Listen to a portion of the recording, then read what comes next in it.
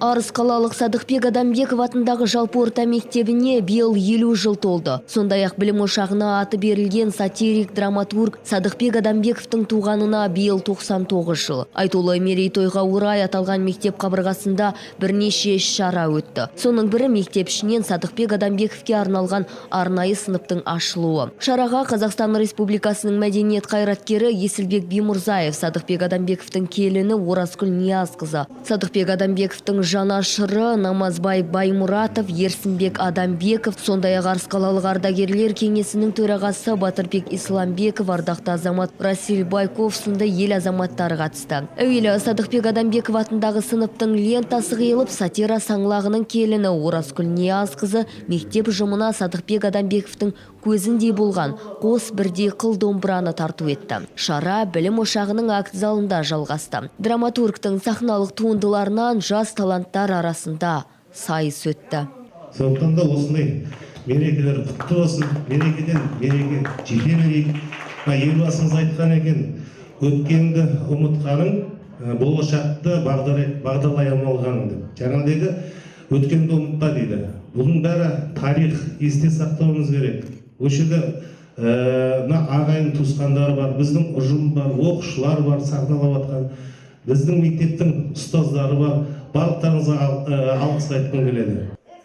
Өнерге бейім өрендер Садықбек Адамбековтың әр пьесасын мектеп сахнасына лайықтап, көрерменге барынша шынайы қойылым көрсетуге талпынды. Амансыңдар ма 100%? Амансың ба айтақ? Амансың ба ой? Зибаш, сәлем бердік. Сен Аймшаны көрдің бе? Мұна үйге соққан жоқ па? Жоқ, көргенім жоқ. Жоқ, келген жоқ. Әлмеш, не сенің тұла бойың тұнған болып па? 100% неге тыңдайсың?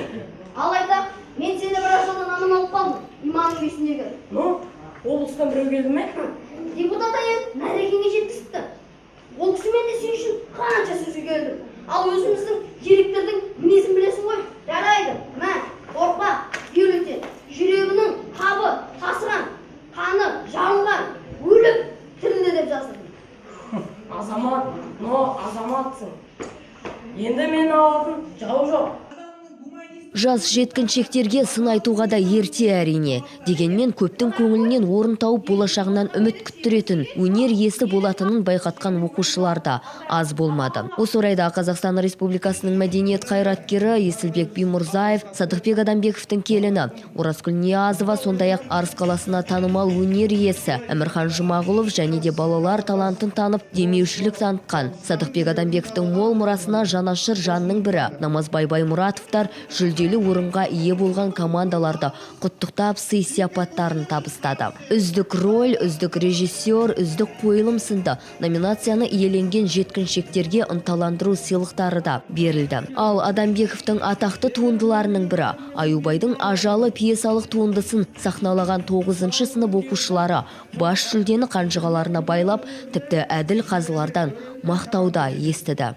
Сәкеңнің архивте жатқан қасиет қадірі мол сөздеріне жан бітті.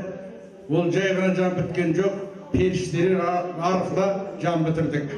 Аллаға мың тәубе, сөзден мәңгілікке кететіні даусыз. Сондықтан мынау кішкене періштелеріміздің бүгін сахнаға шығып, осындай дүниені өздерінің жан дүниесімен қозғай отырып, жүрегі арқылы халыққа жеткізуге тырысты. Сіздерге ақ жол алдым. Кішкентай балапан болсаңдар да таулай талапты орындадыңдар. Егер өнерге баратын болсаң, мені тауып алдым.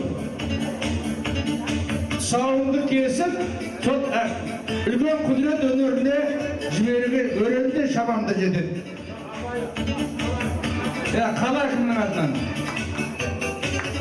Мына бас жүлде мінеке, мына сіздің үлкен құрметіне. Садықбек Адамбековтың мәнді мұраларын насихаттай білген кеш соңы мектеп ұжымының концерттік бағдарламасымен жалғасты. Балауса Оспан, Бағдат Қайратұлы, Арт ТВ жаңалықтары.